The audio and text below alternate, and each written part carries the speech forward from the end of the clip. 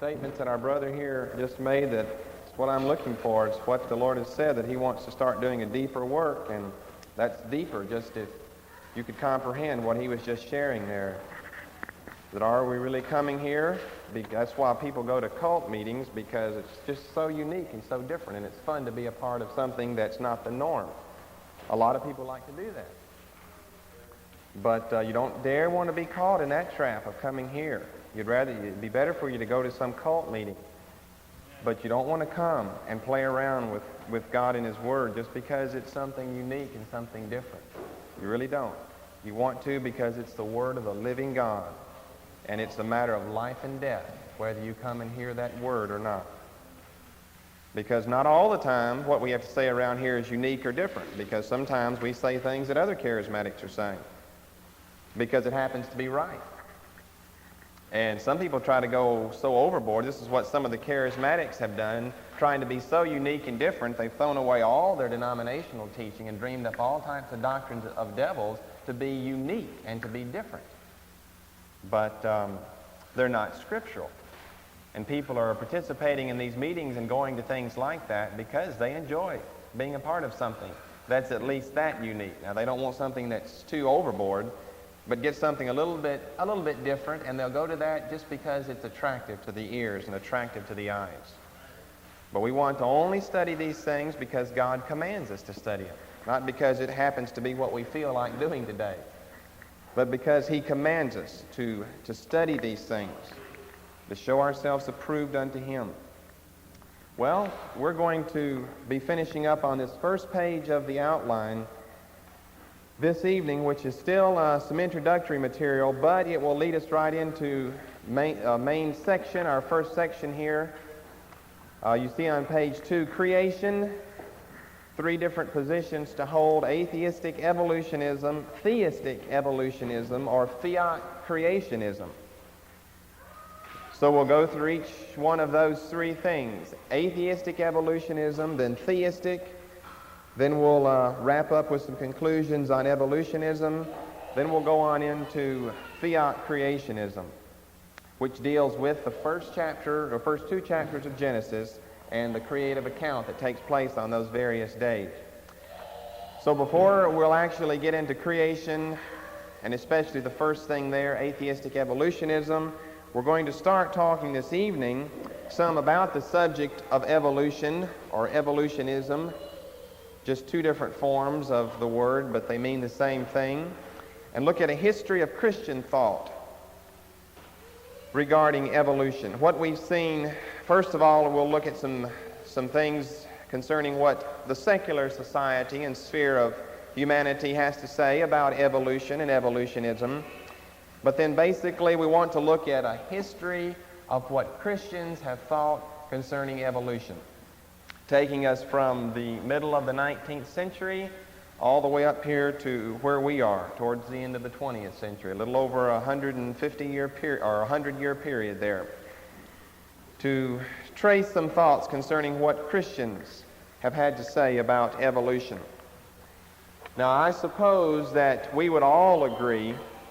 You might not know much about the first 11 chapters of Genesis, but I suppose that we all would agree that the most perplexing or the most pertinent question to raise and answer about these first 11 chapters does not have anything to do with Cain murdering Abel.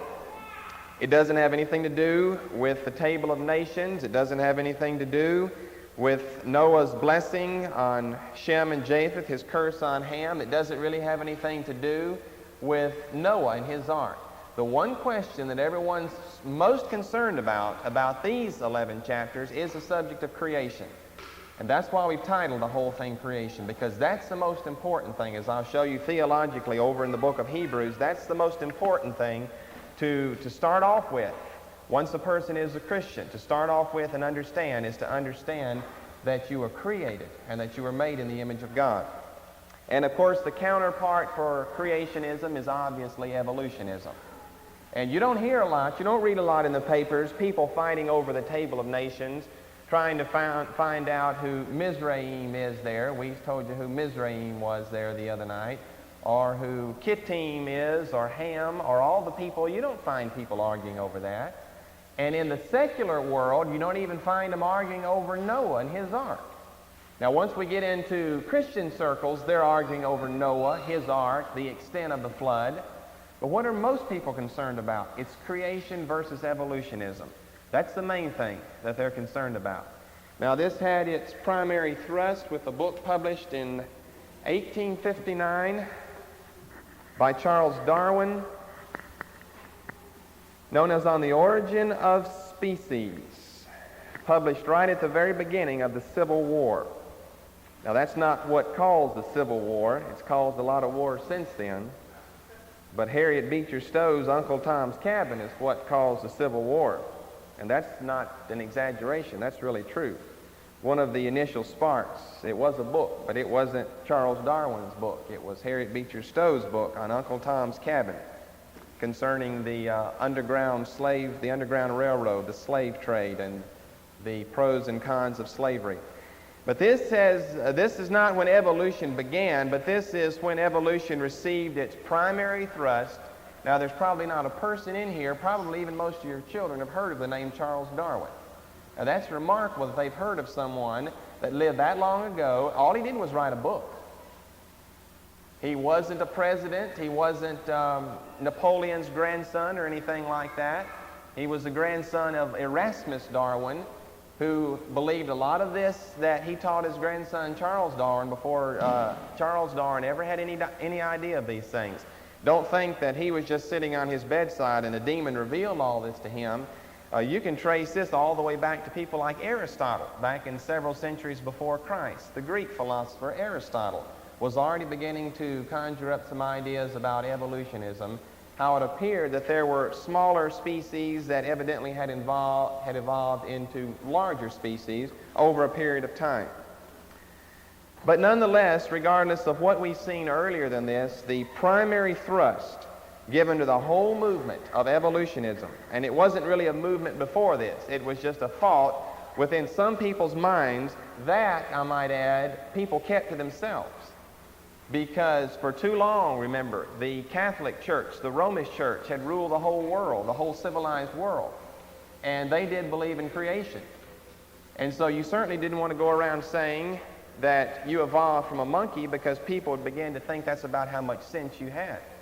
And that's what I think of people that go around saying the same thing today. They're right. They probably did evolve. I know I didn't. But I wouldn't doubt it if they did probably evolve.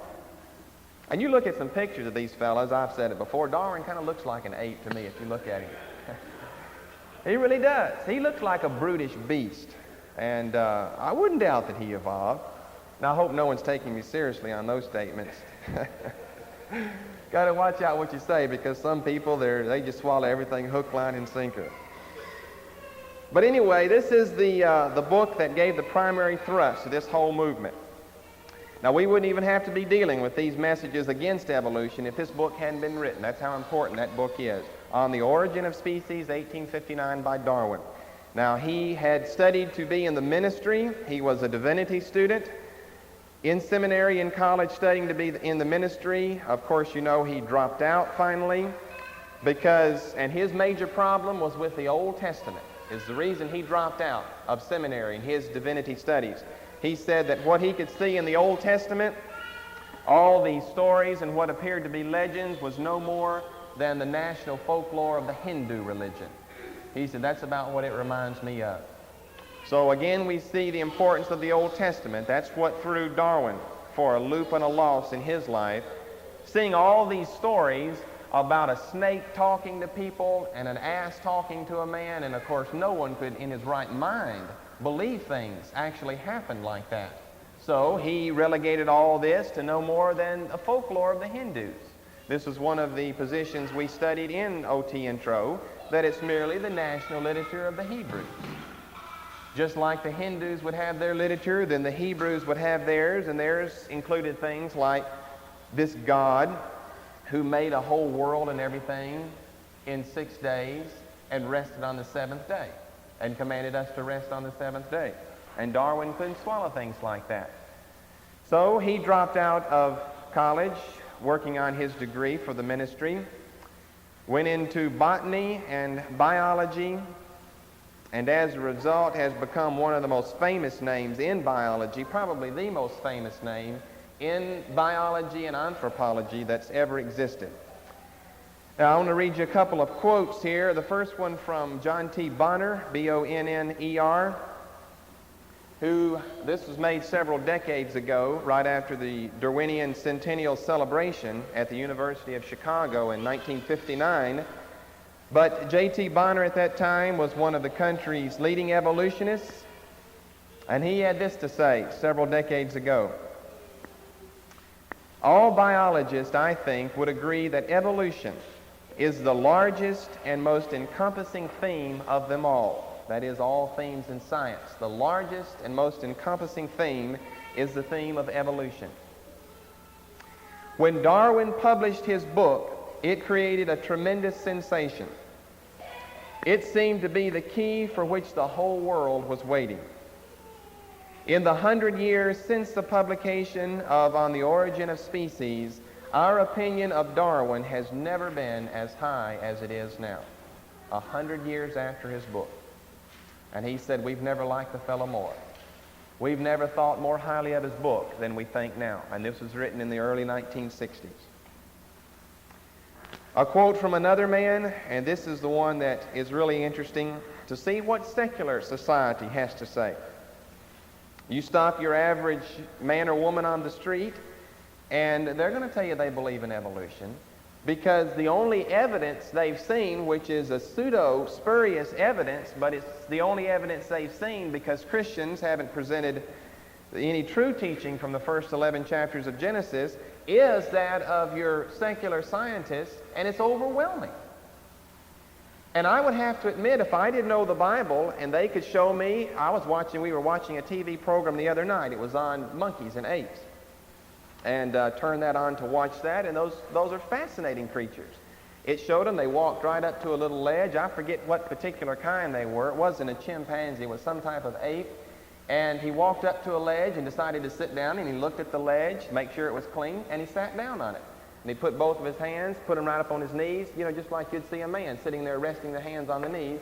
And he just sat there resting his hands on his knees looking around. And if you didn't know any better, that looks like a little human to you, or looks like what you used to be, or your great-grandfather or great-grandmother used to be, on down the road, several generations removed, of course. And the intelligence of those creatures can't be denied. They're extremely intelligent. Now, it's obvious also they're not as intelligent as we are, as Homo sapiens are, but the evolutionists say, well, they evolved up to you. They got smarter, at least a certain species of them. That's why some of them have remained that way, and now we have produced human beings, because we've got a little tailbone on the very back of us, and we must have had a tail at one time. And they'll point to just hundreds of things like that. I mean, what's the tailbone for if you didn't have a tail that eventually evolved off of you? And you see, I would have to admit their evidence is overwhelming.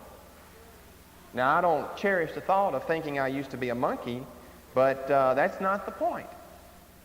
They've got so much evidence in their favor. And like I said, just watching that show, you just go to the zoo and look at those creatures and see how intelligent they are. They're extremely smart. But I've had a dog that's as smart as any chimpanzee, but they never say a dog evolved to a human, though. Too many problems with that. I've got a dog that's very smart. He's still alive, but he lives with my folks. It would have been too traumatic to move that far away from home for him. He had to stay down there and hold the fort down back home. But he could tell when you'd had a bad day, and he knew it's not time to play around. And when you come in from work and he could tell you've had a bad day, then off he headed somewhere else. He wasn't going to bother you then.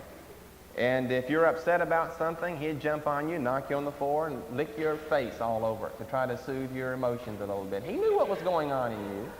And I've never had a monkey do that to me before.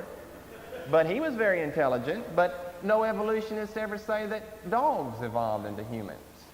They've had to pick that ape because out of all the things in creation that is, that's the thing that comes to the closest resemblance of a human being. But just because two things resemble one another doesn't mean they had the same origin. And this is the name of his book, remember, On the Origin of Species. Okay, I was going to read to you the quote from another fellow. The Origin of Species has had more influence.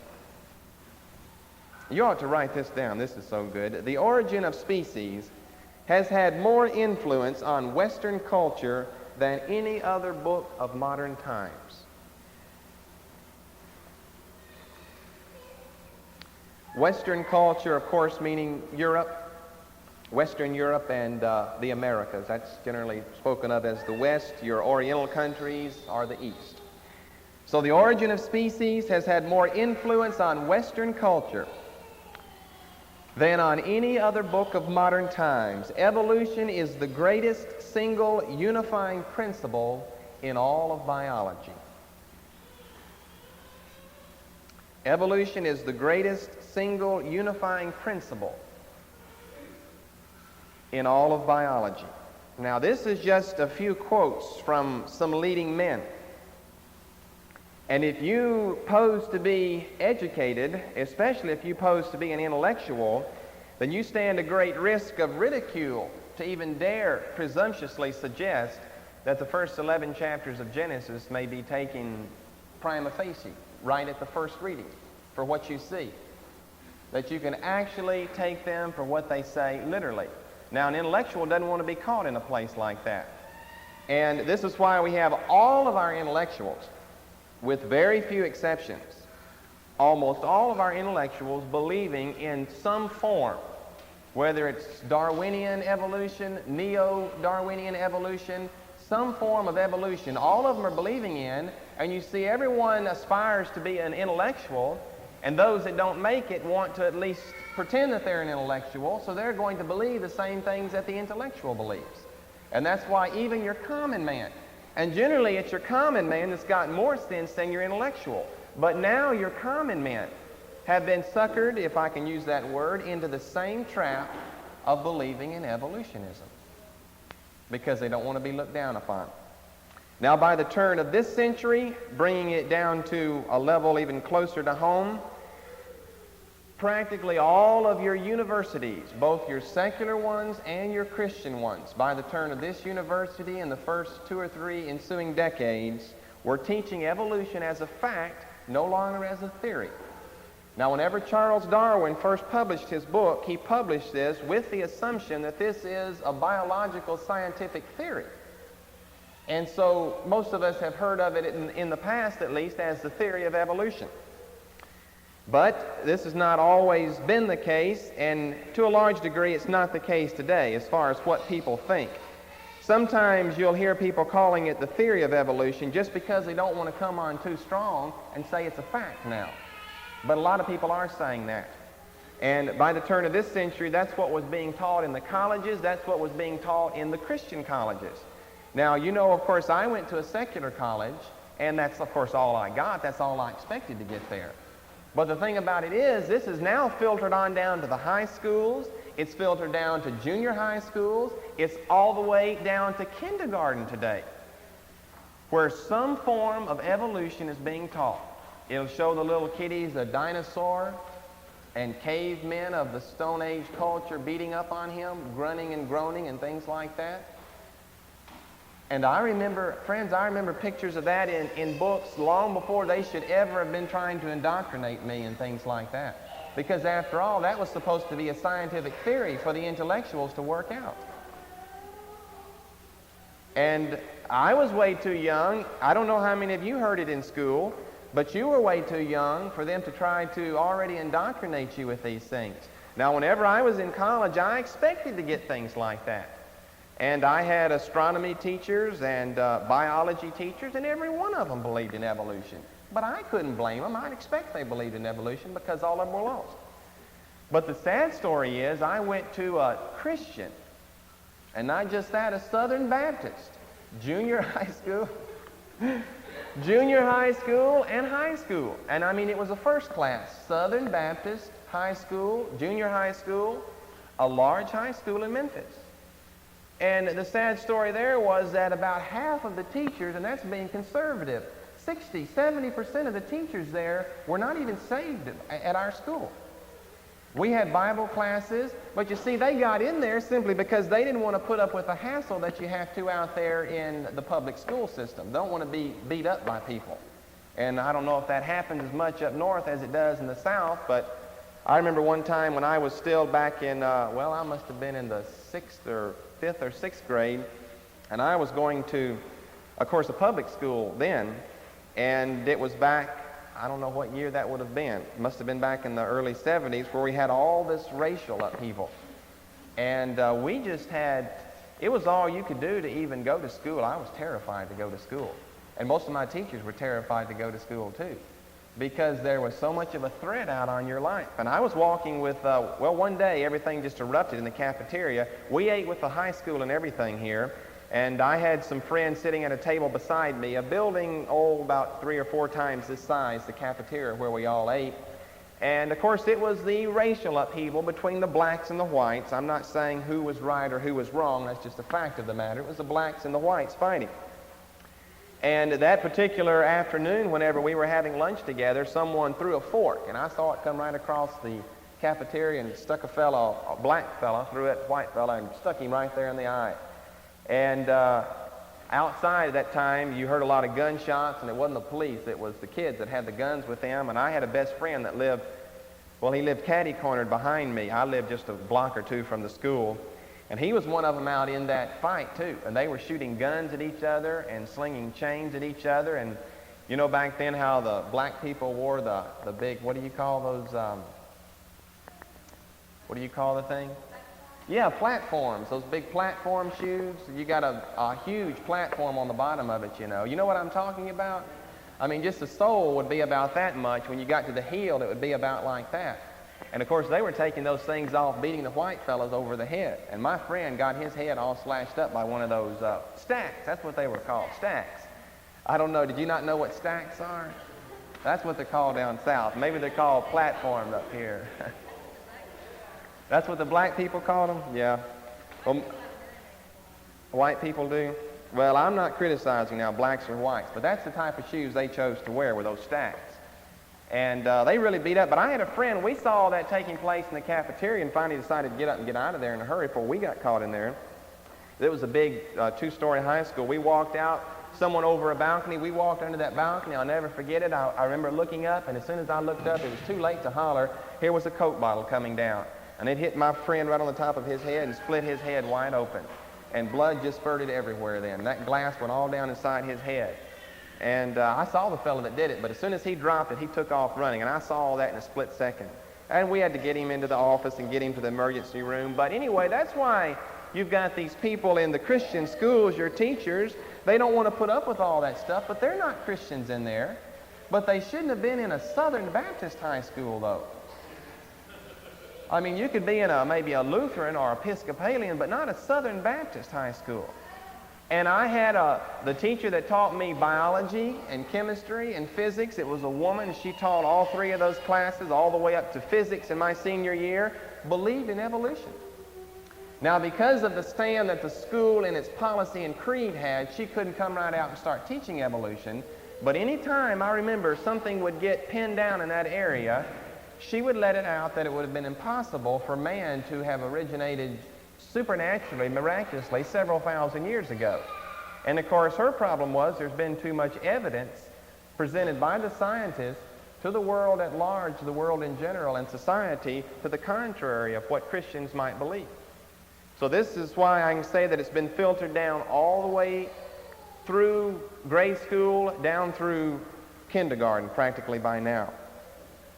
Now, as far as the Protestants go, the Protestants, especially your Protestants that leaned a little more towards left camp or liberalism, had given up the creation view a long time ago. Especially your groups like the Episcopalians, Lutherans, Presbyterians, these are not known as your evangelical or conservative Protestant denominations. And they had surrendered a good while ago.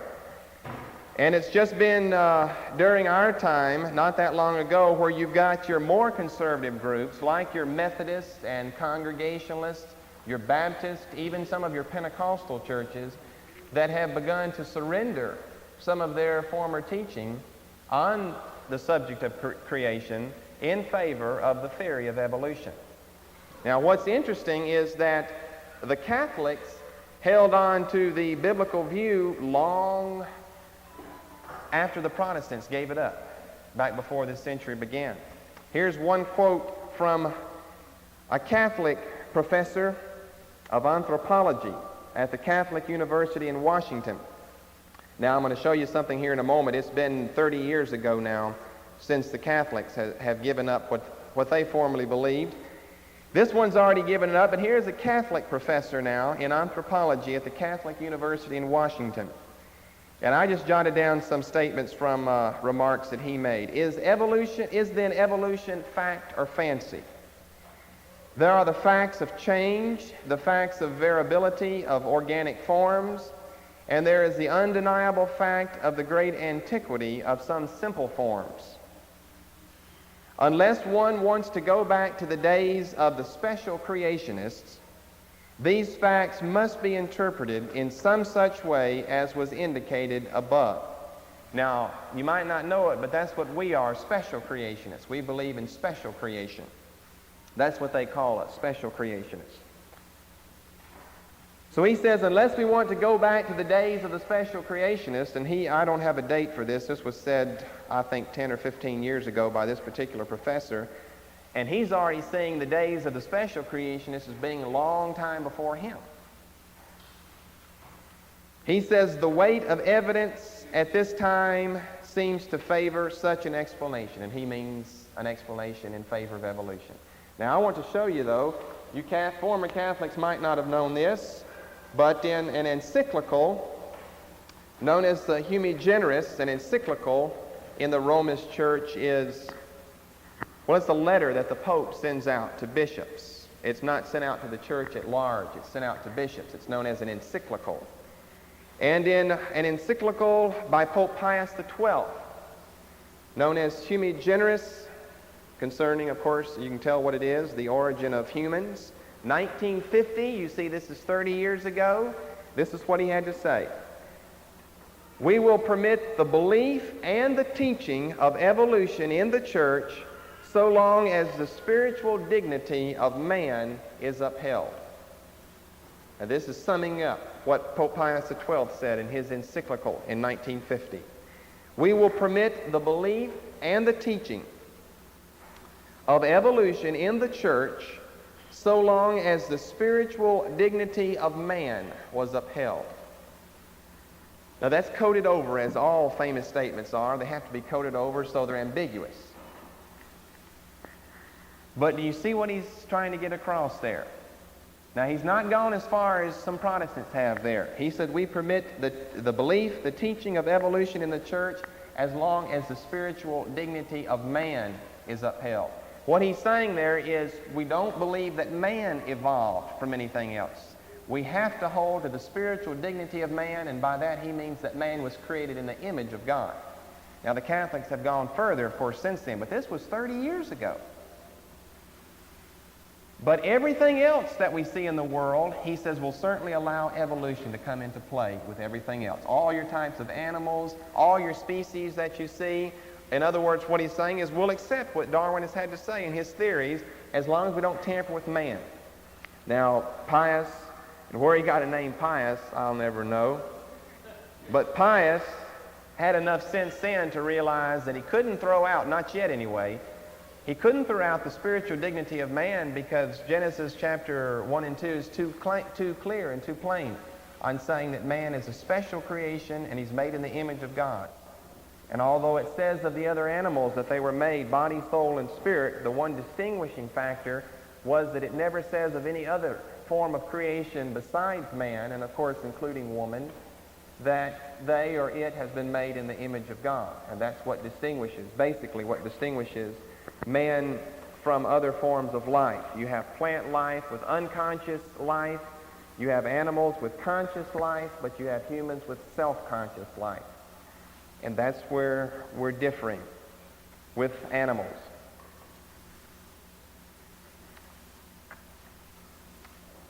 So this is fairly important to see. that the Catholics have already done this 30 years ago. Now, as I said, it might appear a little surprising to you that at least in that area and in some other essential fundamental areas, they hold on to the truth even longer than the Protestants do. I guess it's because they've given up so many of biblical truths already, they're trying to hold on to the only ones that they still have. Now concerning, and of course he said we're going to allow this to be taught in the church, and of course that would also mean in the parochial school system. Now concerning getting back to teaching here in the school, I want to share these several articles with you. Probably if you stay up with the news and what's going on, at least in this country, you know that we've had several big trials recently. We've had one in Mississippi, one in Arkansas, one in California. The most recent one is the one in Louisiana concerning teaching of creation in the public school system. Now, I suppose you realize that it's perfectly legal and fine to teach creation in a private school, because there your school, at least it's supposed to be, not funded by the government, and at least the school where I attended, it was supported and funded by a conglomeration of 5 Baptist churches there in South Memphis. We got our funding from those churches. So because we were not sponsored by the government couldn't tell us that we had to teach evolution, but that we couldn't teach creation, because that would be violating the church and state ordinance. Because we were the church there, is what they considered, so we were allowed to teach what we wanted. Now this is not true, of course, in the public school system. For the continuation of this message, the government couldn't tell us that we had to teach evolution, but that we couldn't teach creation, because that would be violating the church and state ordinance. Because we were the church there, is what they considered, so we were allowed to teach what we wanted. Now this is not true, of course, in the public school system. This is an older article here, I don't remember, several months ago. I didn't have a date on it. Concerning the trial in Arkansas. Now this is probably the one that's gotten the most news coverage. Louisiana even said, we're going to wait and see how Arkansas comes out before we go to court with ours. But you see, Arkansas and Mississippi now were the only 2 states in the whole nation, the whole Union, the whole United States, where it was a law that you had to teach creation whenever the theory of evolution was presented. Mississippi and Arkansas, those 2 backward states, were the only 2 states in the Union where it was a law that you had to teach the biblical view of creation. And of course those states are just filled with Southern Baptists. And this is what the trial was over, of course, Southern Baptists. Now this, I would just want to read you several excerpts from this article. On March 19th, 1981, Arkansas became the first state ever to require the teaching of scientific creationism in public schools where evolution theory is taught. And then it goes on to talk about Louisiana following it up afterwards. Now this has been an older article here. And we're going to come back and say a few things on different words that we're coming across, such as this phrase, scientific creationism. It's really a misnomer. Let's see, down here at the bottom of the article, he says, monkey trial number 2, skeptics are shouting. A reference to the 1925 trial of John Scopes, a Dayton, Tennessee high school biology teacher who was found guilty of violating a state law banning the teaching of evolution. How many of you have heard of the Scopes trial before? Well, see, because you're from the north, you might not have. Several of you have heard of the Scopes trial. It was in Tennessee. Now, John Scopes, of course, was a biology teacher. And at this time, this is back in the 1920s now. As a matter of fact, William Jennings Bryan was one of the ones involved. He was one of the lawyers involved. And they just raked Bryan over the coals there. Of course, he went on to become very important in national politics. But he was one of the lawyers there in the Scopes trial back in the 1920s in Dayton, Tennessee. And at this time, Tennessee had a law that forbade the teaching of evolution. You see, some of those southern states at that time were still controlled to a large enough degree by denominations, by religious people, where they had banned the teaching of evolution. Now, there obviously you can see there would have been no reason to ban evolution. Who cares whether you teach evolution or not, unless someone that has some type of religious background or a religious bias would want you not to teach that. You see, obviously, someone religiously had gotten in there and gotten in this law, and it wasn't only in Tennessee, practically true of all states. You could not teach evolution, not down there in high school now. That's why I said it was several decades after the turn of the century when it finally, the teaching of evolution filtered its way down from the university and college level to high school, junior high school, and down below that. But in this Scopes trial, John Scopes, who was a high school biology teacher, had the presumption to teach evolution to his students, which was against the law at that time. And now, of course, you see it's against the law to teach creation, just the opposite. So they say this is what the critics are calling the Arkansas trial. It's monkey trial number 2. Then it goes on to talk about Carl Sagan. Have you ever heard of Carl Sagan before? He's the world's most famous astronomer. Carl Sagan, host of the Cosmos television series, author of the bestseller book, so forth. Sagan, a Pulitzer Prize winner. A Pulitzer Prize winning astrophysicist, has been speaking out against the Arkansas law and creationism in general. On a recent Tonight Show, he told host Johnny Carson that the law is a thinly disguised reworking of the Genesis myth. Now, he's a pagan, of course, so we could expect this from him. But he's the world's leading astronomer. The only way he would allow the teaching of this notion would be if it were included in a course with other fanciful tales, as he told Carson. Then in another paragraph, it says, Bruce Ennis, National Legal Director of the ACLU, and Kelly Seagraves, Director of the Creation Science Institute at San Diego, whetted the national appetite by debating the Arkansas law on the Phil Donahue Show, which wasn't that many months ago. They had the great debate between these two men on the Phil Donahue Show. Now, if you haven't heard, this is a more recent article. Creationists lose in Arkansas. They lost just like the evolutionists lost in the Scopes trial in Dayton, Tennessee back in the 1920s. They tried to get this law, tried to uphold the law. It had already been passed. But they tried to uphold the law that wherever evolution was taught, creationism also had to be taught. It was thrown out of court. Mentioned several of the people here. They were trying to get Gish, Dwayne T. Gish, and William Henry Morris, we've mentioned their names before, to testify on behalf of the creationists, and they wouldn't. They ended up getting several evangelicals to testify on their behalf that creation is indeed a science, and as a result, it should be taught along with the science of evolution in the schools. Just one statement I wanted to read here. It talks some about Pat Robertson and Jerry Falwell, what they've had to say about the whole thing. But the most interesting statement here in this article is that these men are trying, well, it says that they are trying to divorce the creation law from any sort of biblical framework. Now, let me read that again and then I'll explain that. They are trying to divorce the creation law from any sort of biblical framework. Now, I guess you realize that's the only way they could ever sneak it in the back door of the public school system. It somehow got to be stripped of all of its religious connotations. But do you see what you do when you strip it of its religious connotations? It's nothing then. How can you teach creation without a creator?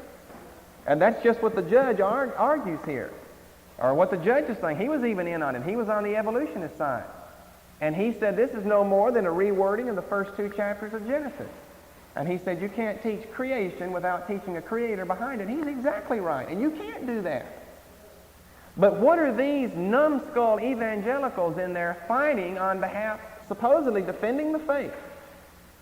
God doesn't need anyone to defend the faith, but they're in there defending the faith for all they're worth, but they're having to strip it of all of its biblical, spiritual, scriptural framework and connotations.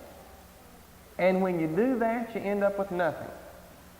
Now, friends, you need to realize God has not called Christians to go and fight the public school system on whether they should teach creation or evolution. And if you say, do you have a position? I think they ought to throw creation out of the public school system. It has no place in the public school system. That is a worldly, satanic, secular organization. Do I think they ought to teach evolution? Yes, I think they ought to teach evolution. That's the kingdom of darkness there.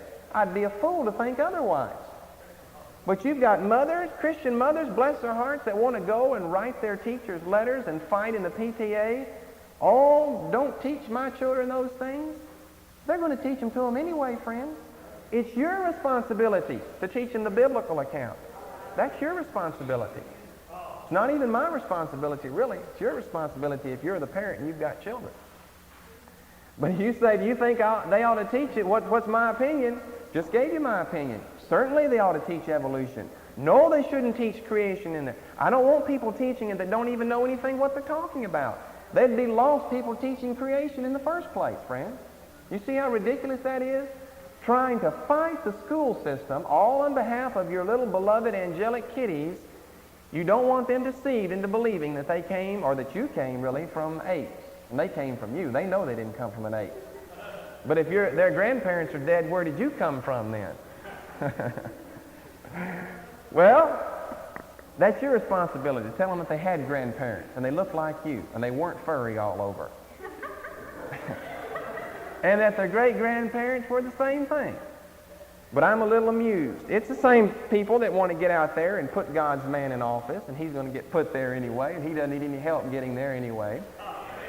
It's those same type of warped-minded Christians that think God's called them to go out there and change the world like that. And he's not. He's called us to preach the gospel. That's the only thing Christians are to do, is to preach the gospel. But you can't legislate your views upon a worldly, political, educational, or whatever it be, religious. It might even be that system. Because that's outside of your realm. That's in the realm of the kingdom of darkness. And I've had, I don't know how many people, or I've heard it, Christian mothers getting all upset wanting to take their kids' teachers to task over teaching things like that. That's their job to do that, friends. That's their job. That's what they're paid to do. They're not paid to teach the Bible. If they were, they'd be teaching Sunday school somewhere. They're not paid to teach the Bible. Don't try to force them to teach the first 11 chapters in school. And these numbskull evangelicals, they have no business spending thousands of dollars of taxpayers' monies to pay for some of those lawyers, to get them into the court and try to get the Christian view. Because if we get the Christian view, then it's only democratic to have the Hindu view, and the communist view, and the Nazi view, and the fascist view, and the Shinto view, and the Buddhist view, and no man, no religion view. That's only democratic then. It's not fair. You see, we want to line up with what our founding fathers told us to do. And they said keep the state and the church separated, and that's exactly what we're supposed to do. More than they even thought so, though. They had some good principles. One, maybe less than that, I don't know. One or two anyway, good principles. Back in America's Bible, the Constitution, the Bill of Rights, the Declaration of Independence, and so forth. But this is going beyond what the Constitution says. That's why all of these cases are getting stricken down in court, because they are unconstitutional. But I want to take you a little further now. Let's go on here to another quote that I want to read you. That was made by Sir Julian Huxley. You ever heard of Huxley before? Got to read the news, friend, to stay up with these men. He's the most famous evolutionary biologist of this century, probably.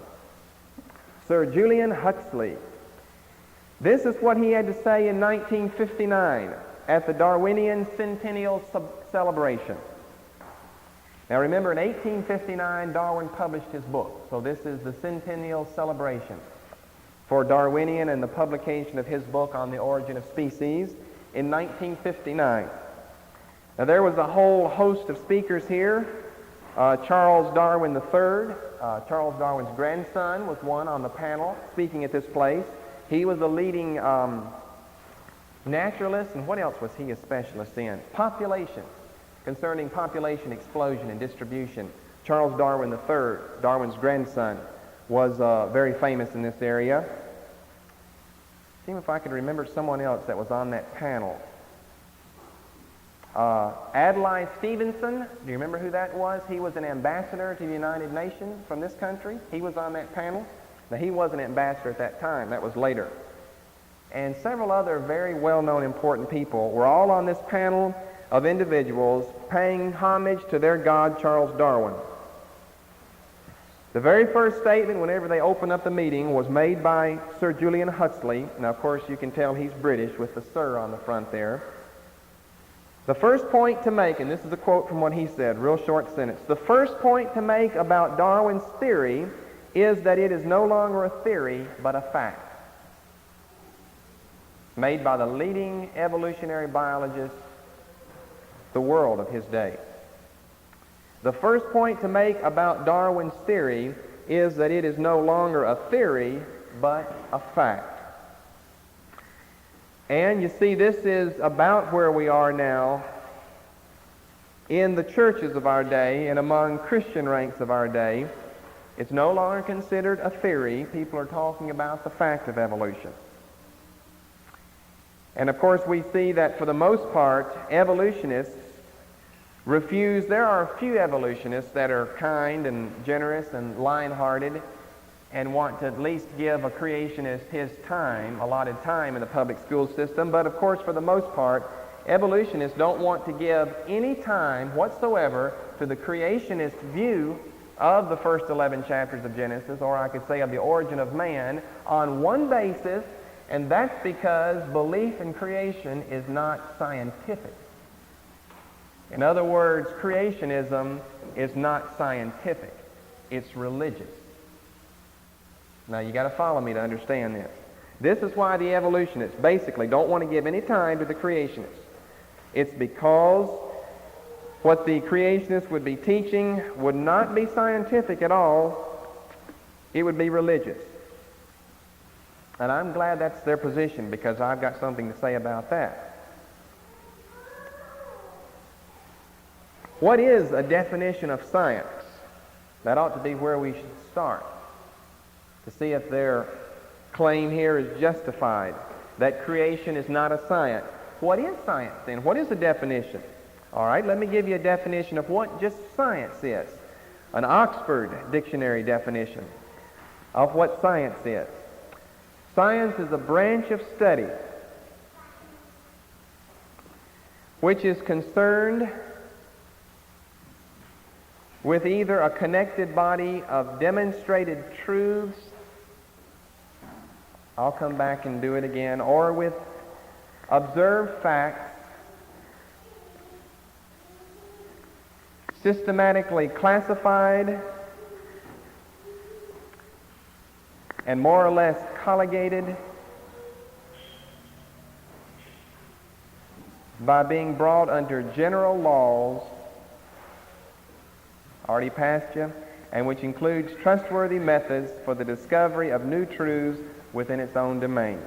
Repeat.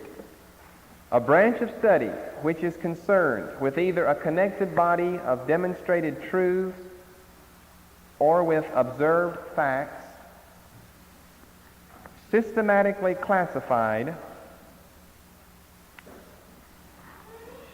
and more or less colligated by being brought under general laws, and which includes trustworthy methods for the discovery of new truths within its own domain.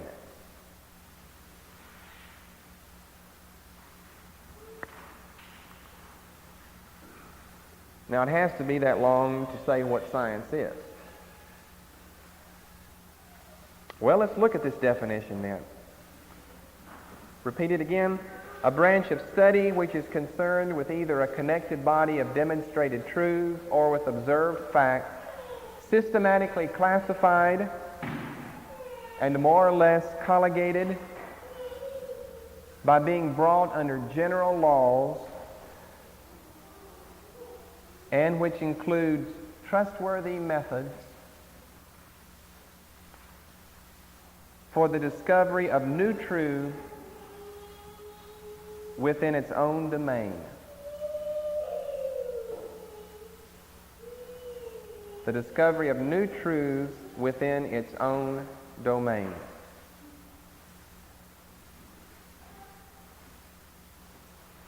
So when we look at this, there's two important things you need to underline to tell you exactly what may be included in science and what may not be included in science. First of all, it says this is a connected body of demonstrated truths. Secondly, or with observed facts.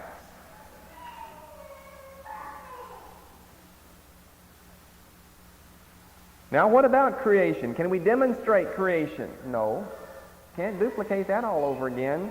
Have any of us observed creation? No. We didn't watch God create everything. Of course, creation's not a science. What about evolution is my question, though. Can it be demonstrated? No.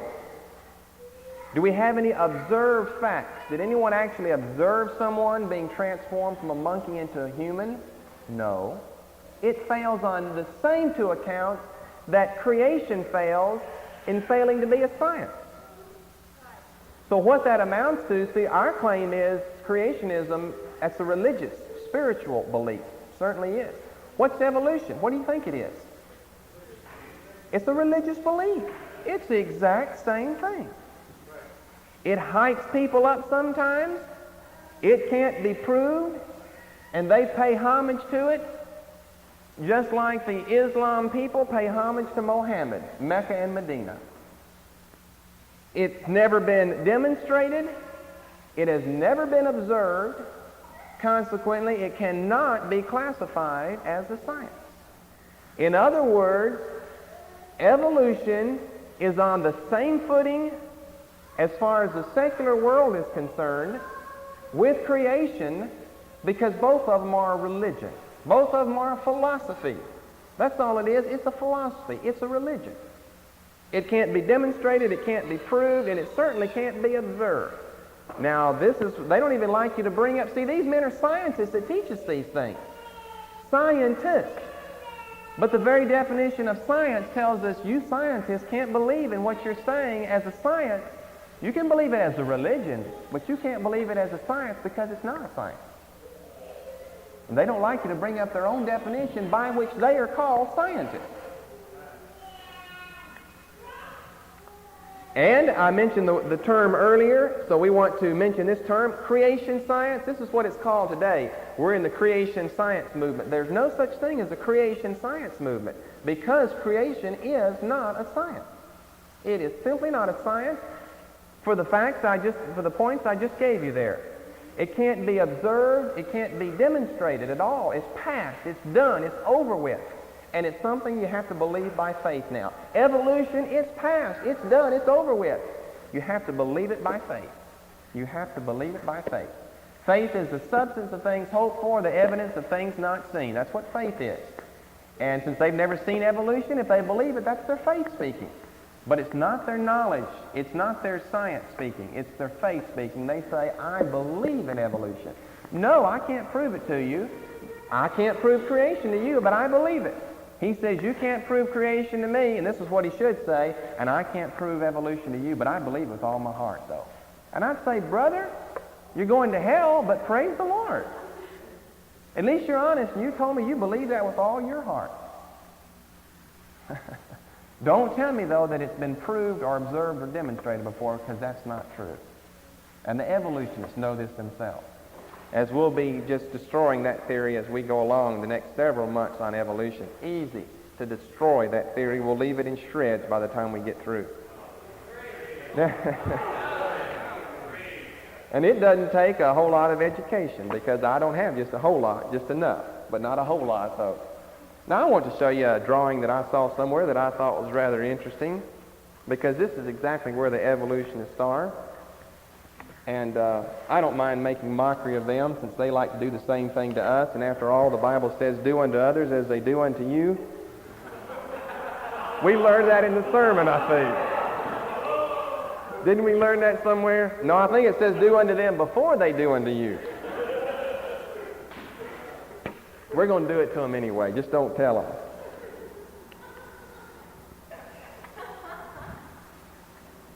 Well, do you get the point, or do I need to explain it? Better explain it for people listening to tape, huh? They can't see that. You people on the tape see that up there? No, I don't think they do. Now this is what the evolutionists tell us. A frog to a prince instantaneously, that's a nursery rhyme. That's a nursery tale. But a frog to a prince, as long as you give me 300 million years, that's my science now. Well, that's saying the same thing there, because time is totally irrelative at this point. It's totally irrelevant. To say that you can go from a frog to a prince instantaneously, they say no. They'd say that'd be a miracle. Well, it's a miracle too if you can go from a frog to a prince. I don't care if you have 500 trillion years. To get from a frog to a prince, because of the substance known as DNA that we'll be covering, deoxyribonucleic acid, shortened to DNA, DNA carries the life strand in the genes of what's going to be made from that substance from the very beginning, and it can never produce anything except what that DNA code tells it to, and it got its code from its parent. And it always tells that code to make the thing the same way its parents did. And the scientists know that. That is a fact of science there. That is a fact of science. That you have a substance known as DNA in you, and that you, as the Bible says, produce after your kind, as we'll be looking at in Genesis 1, 10 times there. After his kind, after his kind, after his kind. Never says from a frog to a prince. But that's what they're saying, though. And they ridicule us if we believe in the nursery rhyme, but they're believing in it as long as we give them 300 million years for it to take place. But you see, friends, nothing plus nothing equals nothing. I don't care how many years it takes. Nothing plus nothing always equals nothing. And you can say nothing plus nothing, 5 years, nothing plus nothing, 500 trillion years, and if you've got nothing and you add nothing to it, you'll still get nothing. Doesn't matter how long you add nothing to it, you'll still get nothing there. You see what I'm saying? Doesn't matter how long. This is their whole scheme. We've got to get some time involved in this thing. And the longer we can stretch the time out, the safer it will be then. Because then we'll know all of this had plenty of time to take place there. But you see, the problem with that is, friends, you go outside, well, let's just take this building. Let's say this building or some building crumble down, and you go past that thing and just see a huge pile of bricks laying there. And you can go by that thing for the next trillion years, and those bricks will never produce a building. They'll never produce a building on their own. They'll just sit there like that until they have some outside force acting upon them, and that's what we had to have, acting upon the world or nothing, God, to get something there. You'll never produce anything by it. It'll never work. Look over in 1 Corinthians 15.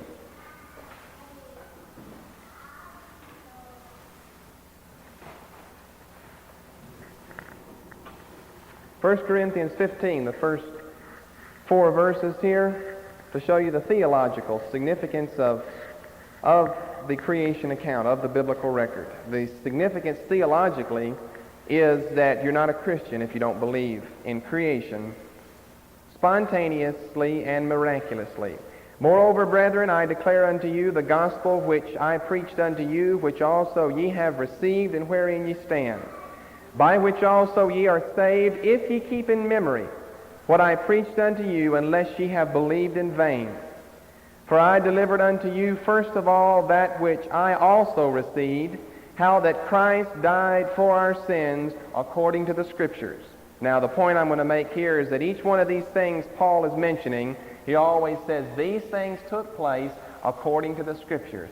The only Scriptures he could be talking about are the Old Testament Scriptures. And he said Christ died according to the Scriptures. He was buried, he rose again the third day according to the Scriptures. Now, the same thing is true with any type of belief on evolution or creation. It has to be according to the Scriptures, and the Scriptures, with one voice, teach totally against evolution. You'll look in Hebrews chapter 11 and verse 3.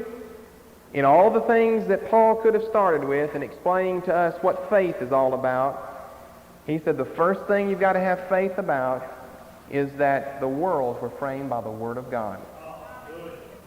Hebrews 11:3. Of all the things that he could have said about faith, the very first thing he says is through faith we understand. See, I understand this. The worlds were framed by the Word of God, so that things which are seen were not made of things which do appear. Means they couldn't have evolved from something because what they evolved from had to be something. And the Bible says everything that is came from things that were not at one time. That's why it said God took nothing from nowhere and made something and put it somewhere in the last message. That's the only way to understand it. And God's the only one that can do that, by the way. Take nothing and take it from nowhere. And he got nothing from nowhere, and he made something, and he put that somewhere. Well, we'll end on that note. Hallelujah. And we just have a lot more to say. If that hasn't cleared up evolution, we've got a lot more to say about evolution. And what you should know about it and what your children should know about the subject.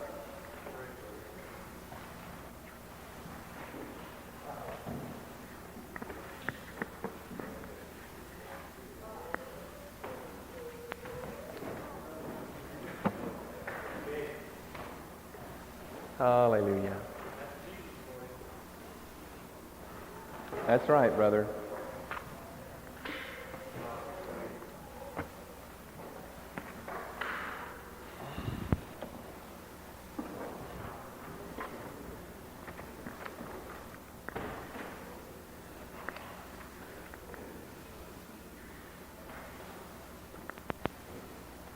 Hallelujah. Give me oil in my lamp.